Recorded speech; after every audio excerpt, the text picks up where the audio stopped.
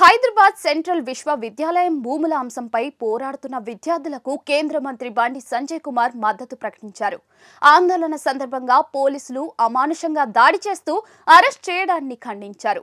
మానవత్వం లేదా జుట్టు పట్టుకుని గొడ్డులాగా బాదుతారా అని రేవంత్ రెడ్డిని ప్రశ్నించారు.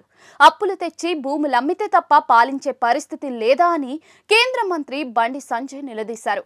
ఆ మాత్రానికి మీరెందుకు కేఏ పాల్కు అప్పగించినా అదే పని చేస్తారు కదా అని ఎద్దేవా చేశారు. హైదరాబాద్ లోని పార్టీ రాష్ట్ర కార్యాలయంలో కేంద్ర మంత్రి బండి సంజయ్ మీడియా సమావేశంలో కీలక వ్యాఖ్యలు చేశారు. హెచ్సియులో ఇంత జరుగుతూ ఉంటే విద్యా కమిషన్ ఏం చేస్తోంది, వాళ్ళ నోళ్లెందుకు మూతపడ్డాయి అని ప్రశ్నించారు. హెచ్సియు ఘటనపై తక్షణమే విచారణ చేయాలని డిమాండ్ చేశారు. బాధ్యులైన పోలీసులపై చర్యలు తీసుకోవాలని చెప్పారు. హైదరాబాద్ సెంట్రల్ యూనివర్సిటీ భూములను రక్షించేందుకు ఆందోళన చేస్తున్న విద్యార్థులపై పోలీసులు విచక్షణారహితంగా లాఠీచార్జ్ చేయడంపై మండిపడ్డారు.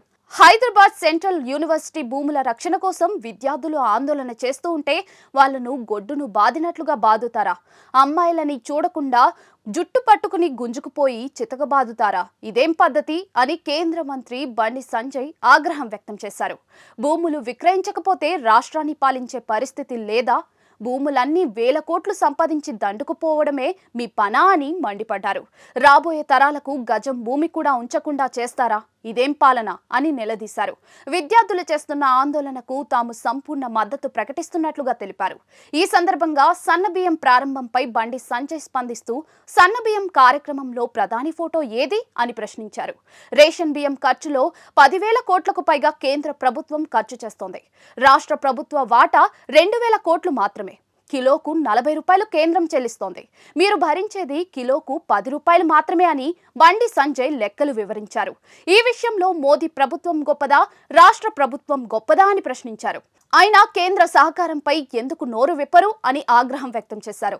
జీహెచ్ఎంసీ స్థానిక సంస్థల ఎమ్మెల్సీ ఎన్నికల్లో కాంగ్రెస్, బీఆర్ఎస్, మజ్లిస్ ఒక్కటిగా మారాయి. మజ్లిస్ ను గెలిపించేందుకు ఆ రెండు పార్టీలు పోటీ చేయడం లేదు అని బండి సంజయ్ ఆరోపించారు. గ్రూప్ 1 పరీక్షల్లో అవకతవకలపై విద్యార్థుల్లో అభ్యంతరాలు ఉండటంతో వెంటనే న్యాయ విచారణ జరపాలని డిమాండ్ చేశారు.